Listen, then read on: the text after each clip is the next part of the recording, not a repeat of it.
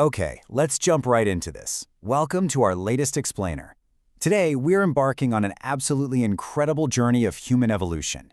We're going to trace the footsteps of our ancestors, taking a massive leap from the days of wandering nomadic hunter-gatherers all the way to the master architects of the very first Bronze Age cities. If you're fascinated by how human society was built literally from the ground up, you are definitely in the right place. To keep us on track, this explainer is going to act as our historical roadmap today.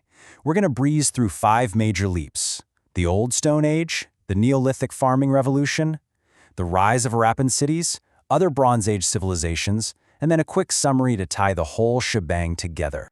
To truly grasp the sheer scale of this story, just take a look at this timeline. We kick things off a staggering 2 million years ago in the Paleolithic era. To put that into perspective for you, if human history was a 24-hour clock, recorded civilizations would only pop up in the final few seconds. Crazy, right? Then we move through early farming about 12,000 years ago, hit the game-changing introduction of copper tools around 4500 BCE, and culminate in the Bronze Age with the first urban civilizations. All right, let's start at the very beginning with Section 1, the Old Stone Age.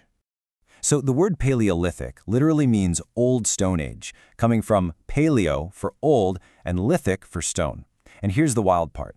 In the Indian subcontinent, settlements from this era date back a mind-boggling 2 million years. We're talking about incredibly ancient sites like Atirampakam in Tamil Nadu and Isampur in Karnataka. Now, what's really fascinating here is the minute detail on this early hand axe. If you look closely at the rough edges and the flaking, you can actually see the deliberate, calculated strikes made by our ancient ancestors to create that cutting edge. It's a direct physical connection to the survival skills of early humans, making it super useful when we're trying to learn about this interactively. I mean, this wasn't just them randomly banging rocks together. Actually, it was ancient engineering. Side by side, you can clearly see how they intentionally fractured raw materials, things like quartzite and limestone, to craft highly specialized instruments. These cleavers and scrapers were absolutely essential for everyday survival at those early sites.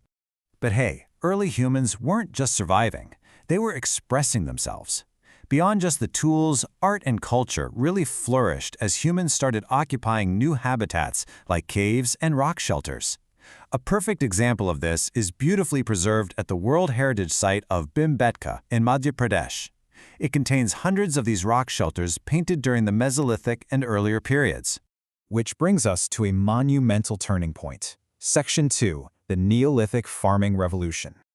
The crucial takeaway here is this massive transition. For millions of years, Paleolithic hunter-gatherers produced tools solely for procuring food, hunting animals, gathering wild plants. But then, during the Neolithic Revolution, humans started making tools for food production and processing. They began domesticating select animals and plants, bringing them directly under human control. This is the ultimate shift from simply finding food out in the wild to actively making it, a total game changer. By controlling plants and animals through cultivation and husbandry, humans could finally stop moving around and just settle down permanently. But think about it. When you grow a lot of food, you need somewhere to store it, right?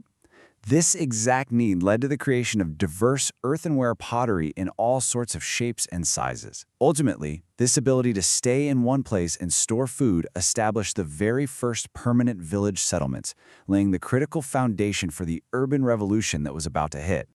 So, from humble villages, we step into the era of true urban planning. Section 3, Rise of Harappan Cities.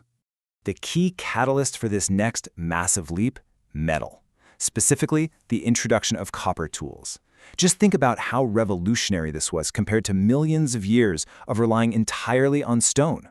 When these copper tools were introduced in the highly fertile alluvial plains of the Indus and the Ghaggar-Sarasvatī basins, it dramatically boosted agricultural productivity. Better tools meant more food, and more food meant way more prosperity for these early farming communities. And this newly found prosperity wasn't just kept in isolation. It sparked large-scale, diverse regional craft production, things like pottery and intricate bead making, and led to crucial economic integration across different areas.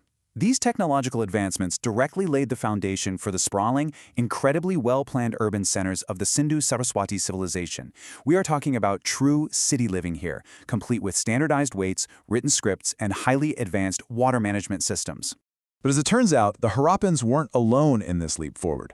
Let's look at Section 4, Other Bronze Age Civilizations. Before we dive into those other societies, I want you to think about this question for a second. What's the common geographical thread connecting all these powerful new cities? Like, why were rivers so absolutely essential to the growth of early civilizations? Well, the answer is right there on the map. All 4 major early civilizations strategically hugged highly fertile river plains. Whether we're talking about the Harappans along the Sindhu and Sarasvatī, Mesopotamians between the Euphrates and Tigris, Egyptians on the Nile, or the Chinese in the Huanghe Basin, rivers were literally the ultimate lifelines. They provided the water necessary for massive agricultural yields, which in turn fueled population booms and the rise of complex, bustling cities. Let's briefly zoom in on the earliest city-based civilization of them all, Mesopotamia. The name itself is actually Greek for the land in between the Euphrates and Tigris rivers in West Asia. This whole area, stretching from the Mediterranean to the Persian Gulf, is famously known as the Fertile Crescent. And what's super interesting is that while farming started here 12,000 years ago, the arrival of copper around 4500 BCE drastically improved agriculture and trade. Plus, because of their geographical proximity, Mesopotamia and the Harappan civilization actually had strong contacts and trade relations with one another. Wow. Okay. We've covered millions of years of ground today. Let's pull it all together in Section 5, Summary of Early Human History. Consider this your ultimate historical cheat sheet. We evolved in Africa as Paleolithic hunter-gatherers, relying on basic stone tools. The Mesolithic era brought smaller, refined tools and temporary river settlements. But the ultimate game changer? The Neolithic shift, introducing agriculture and permanent villages. Once the Chalcolithic period added copper to the mix, the stage was perfectly set for the Bronze Age, a whole new world of trade, writing, and the very first powerful urban cities. I'm going to leave you with this final thought to chew on. Considering all of the massive environmental, social, and technological changes we've explored today, from the absolute freedom of a hunter-gatherer to the structured, busy life of an ancient city dweller, did the farming revolution actually make human life easier? Or did it just make things much, much more complicated? Something to think about.